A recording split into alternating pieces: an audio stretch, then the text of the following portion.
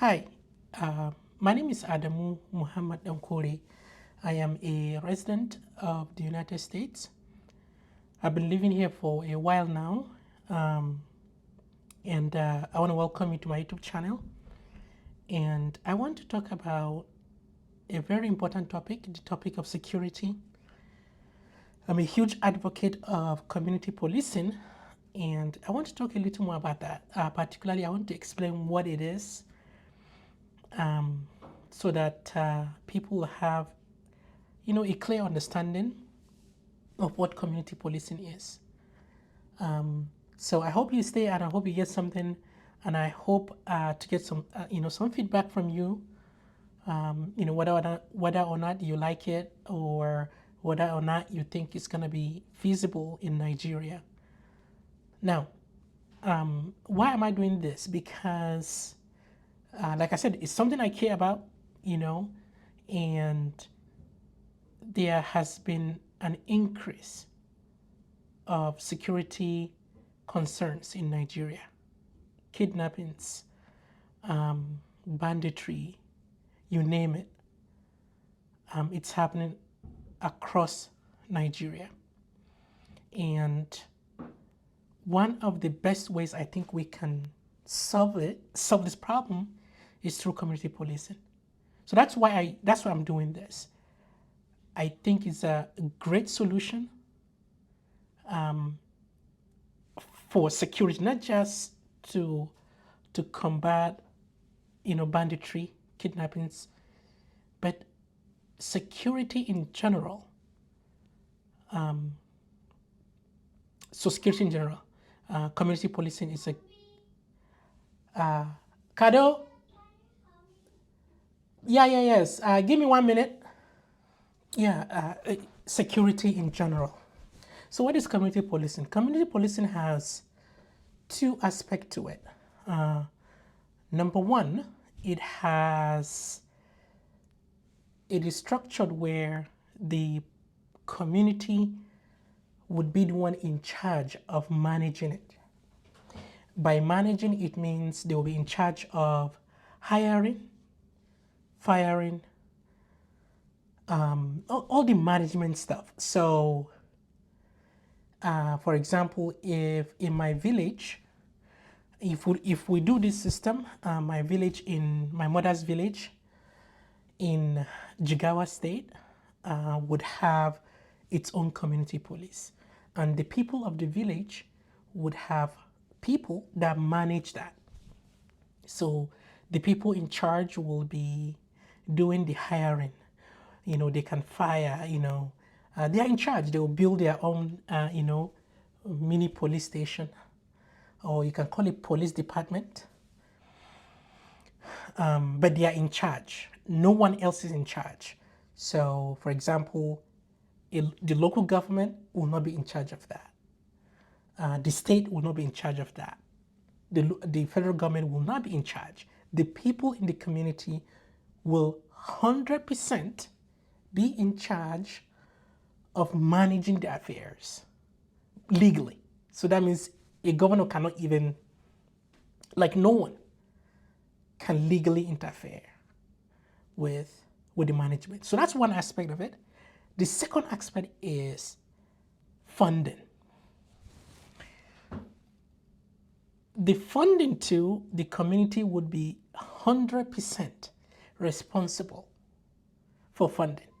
Now, the way we have it in Nigeria, that is really hard, but that is really the ideal. Those are the two pillars of community policing: management and funding, all by the community. So that is what community policing is. I know we're far away from the ideal if we ever would want this in Nigeria, but I would take any variations of this. For example, you could say, well, Adamu, if we, start having this, if we change our constitution, we start practicing community policing, these communities would have no money to have their own security police department. You are correct. You'll be correct. Honestly, I would rather have the community policing and the funding coming from the federal with the intention that as we go on, eventually, if people want, we could design our system so that the funding is coming from within. I mean, it could come from maybe from federal at some point, it could start coming from state, and so on and so forth. And then eventually, and that is the ideal, the funding will be coming from the community themselves. And this is doable, okay? Let me tell you why I think it's doable, other than the fact that it's practiced in any, like, pick a developed country and it's practiced there. But that's not even the case. This is how our forefathers used the security model that our forefathers used to do before independence, before colonial masters came to Nigeria. Security was in the hands of the community. So really, this is something that our forefathers used to do, our ancestors used to do. Any security matter is handled within the community level. Like funding, if there is ever need for funding, management is done. A good example, the city of Kano built walls around the entire city. You know who did that? Who managed that? Who funded that? Was the city of Kano. They built that themselves. And this is not just the city of Kano, but this is across Nigeria. When I lived in Bauchi, I remember there was a town I used to live, it's called Ganwa. That is the name of the town. Is it Ganwa or Tudunganwa? One of those, but there's Ganwa. Ganwa is a word in Hausa which means war. And there are still remnants.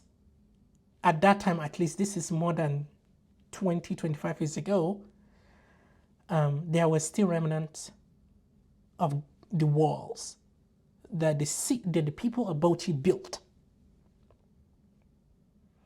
And when you think about this, I mean, like, that is the reason why, it's part of the reason why, I mean, to visualize why that is true, think about this. Every village you go in Nigeria has a king or queen. Every village. Pick a village. But there's always some kind of leader, in that village, and it's usually the king or the queen. So all community matters is resolved and done within that community. It's not just security. Whatever the community wants to do is done communally. I mean, you could ask your parents, grandparents if they're alive, and so on and so forth. They could tell you this. They probably lived through that time. In fact, even right now,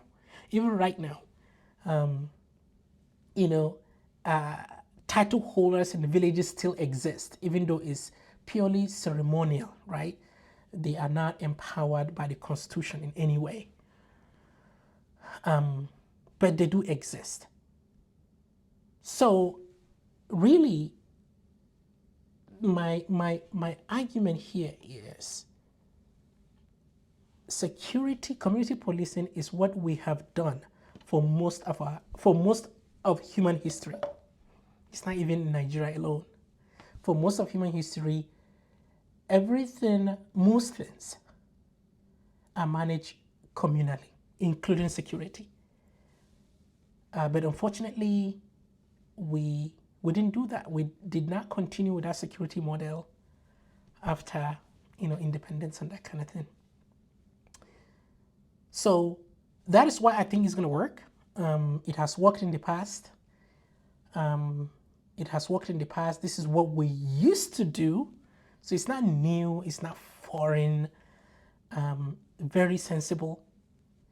And logically, for people that like logic, like me, when you are in full control of a resource and the income from that resource, then really that's when you are in charge. You know, you can't be in charge when you are not, when the thing is not your own or when it's not personal. And that's why community policing really works, right? If I live in my mother's village and I live there with my family, I will do everything that I can within my power to make sure that that community is safe, because if anything is wrong, guess who will suffer for it? I and my family. So that, in essence, that is why security, like community policing, really works, because of that personal, and it's personal, and then you are in charge of that. And I'm really a huge advocate of community policing. And that's what community policing is. You may have heard of community policing, like, you know, buzzwords around. So I urge you to think of it having those two pillars. The community policing you might have heard in the past, it's not really community policing because they miss these two pillars. One, the communities are literally not in charge of police, because my mother's village does not hire police or fire police. So that's one. And two, they don't fund it. My mother's village don't fund police. They have nothing to do with funding. So we don't have community policing. We've never practiced it ever as a country. So let me know what you think. I'm gonna stop here, but I think community policing would really help in curbing a lot of these security breaches we see in Nigeria, including kidnappings, banditry. Oh, I remember I wanted to say something. I apologize. I wanted to end. For people, you know, who like logic, it's one of the reasons why local vigilante really works. Like literally right now, there are towns in Nigeria where local vigilante have call authority or permission from Nigerian police, and they do a better job at figuring out and catching criminals than police themselves. They will catch the criminals and then they'll hand them over to police. There is this really well documented lady in Borno State. There's a documentary of her, I think by BBC or something like that. That they show this in practice. She is the head of a local vigilante in Borno, Maiduguri, Borno State, and they go in, rescue people that have been kidnapped. They go in, like, really do a great job at repelling criminals away from Maiduguri. And if they ever catch them, they will hand them over to the police.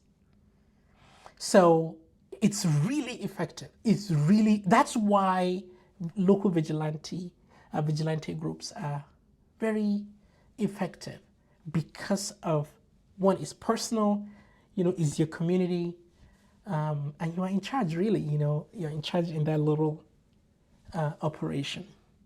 So again, thank you so much for listening. If you like this video, please share it with others. It's more than time now for us to start talking about this and find a lasting solution for this. So thank you. Bye-bye.